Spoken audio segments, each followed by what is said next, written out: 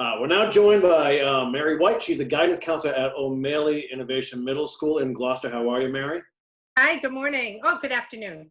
Yeah, thanks for joining us. Thank you for having me. So it must be a pretty crazy last month you've had to deal with. Yes, yes, very different. Our new normal is still a little bit abnormal. Mary, how is the remote learning going? So the remote learning, I think relatively is going pretty well. When we first, the last we were at school was March 13th, a Friday. So the week after that, we rolled out sort of recommended remote learning. It wasn't required, but we were highly recommending that students engage, and teachers posted all kinds of lessons and activities for children to participate in. But then Governor Baker mandated that we continue remote learning when he moved our return to school date out to May 4th. And as of last Wednesday, April 8th, O'Malley was, and I think all Gloucester Public Schools, moved to more of a mandatory required remote learning process. And so we've started to work on that. And I think the first goals of that are really to make sure we figure out who's able to connect, what students are able to engage.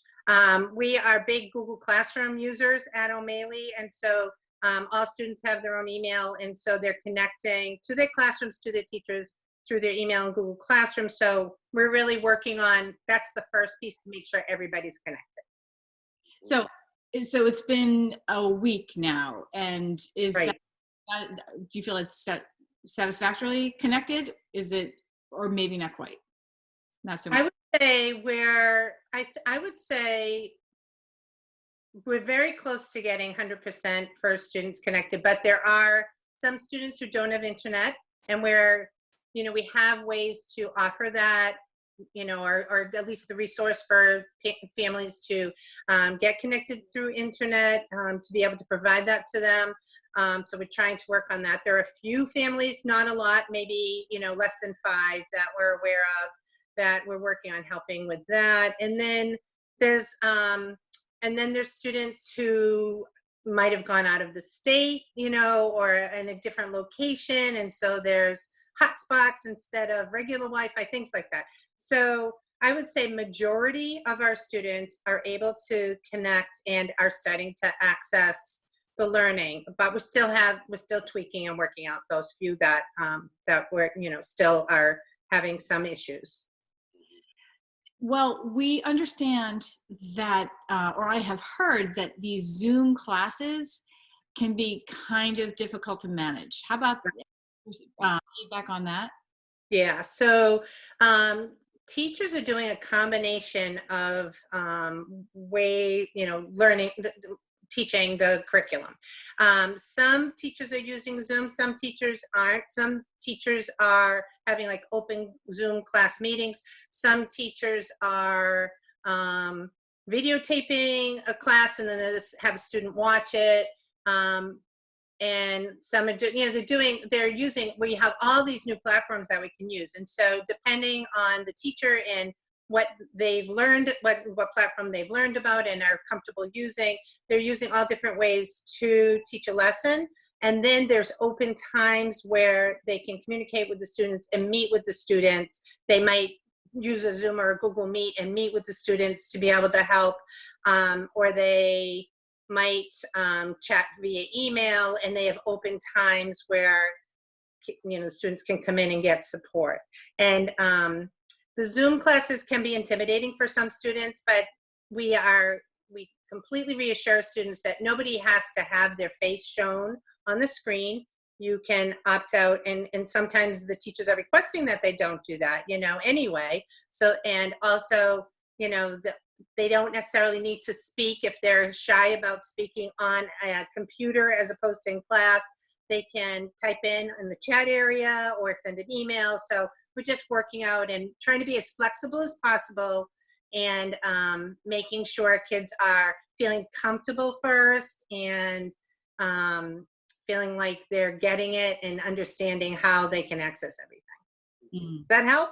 Yeah, that's great. Yeah. So for the students who are feeling, more anxiety than others, is anxiety from the social distancing, from the whole, pandemic situation, is the school offering any sort of services for them or their families?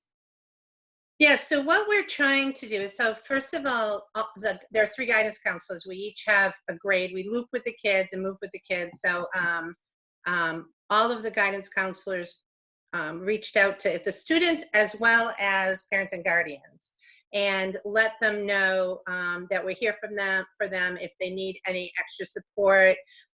We have a form that students can fill out 24/7 that requests a check-in meeting with us. So they can access that through their Google email and through their site. The site, it's very easy for them. So we have that. And then we have we're doing a lot of community building and trying to help with the connections. So we have events planned. We already had an academical, which is kind of like high school quiz show. We already had that. That was a lot of fun virtually. We've done that in an assembly form for the last 2 years in March at our school, but we had a virtual one. We're trying to work out how we're going to do our virtual talent show. So ways for the kids to feel like they have something to look forward to and they can plan for. I think that's really important.